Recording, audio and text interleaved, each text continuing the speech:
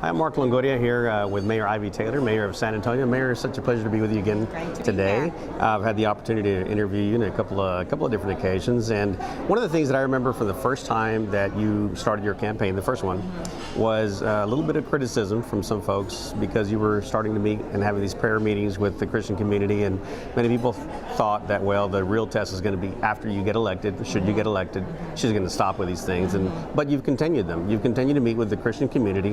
Why has that been something that month after month it's been important to you? Well, I feel really passionately about engaging our churches in addressing the challenges that we face as a city. You know, if you had asked me 20 years ago what my dream job was, I wouldn't have said mayor. I would have said I thought I was going to be executive director of a faith-based nonprofit. Wow, yeah, very good. So God has put me on a little bit of a different path, but I still have that same commitment to working with the faith community, and so these meetings give me the opportunity to share with them directly from me on, you know, what we're doing down at City Hall, what are some of the issues and challenges that we have, and to provide some ideas on how they might engage. And I think that's tremendous, and I appreciate their involvement. Yeah, you've had the opportunity to present the challenges and also challenge us as the church to come out of our church walls and get involved in the community.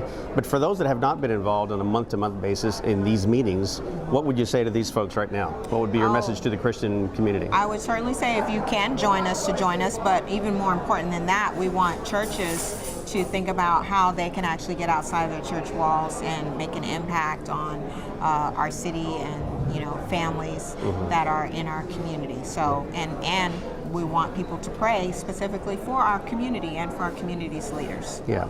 Now, in this mayoral election, there are several different candidates already.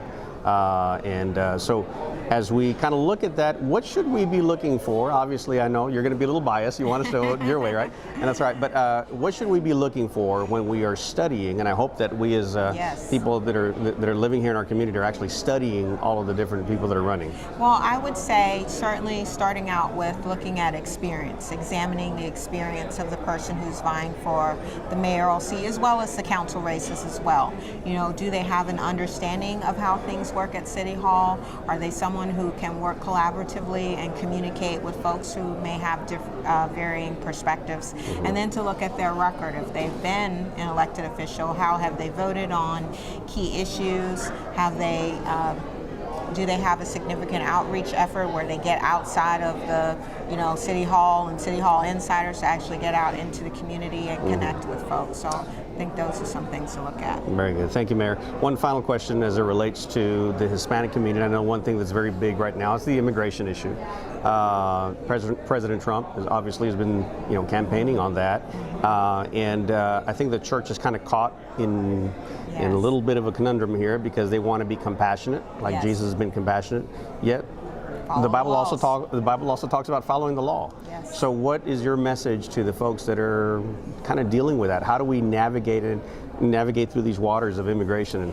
Well, I'm doing that same navigation, and I think it's important to understand all the varying perspectives, to actually hear the stories of families that are being impacted and to understand their stories, to communicate with those who are in direct decision-making authority. I know a lot of people look to me to make statements. However, it's really our congresspeople who are actually in Washington working with the president and can have a direct impact on how immigration legislation is shaped.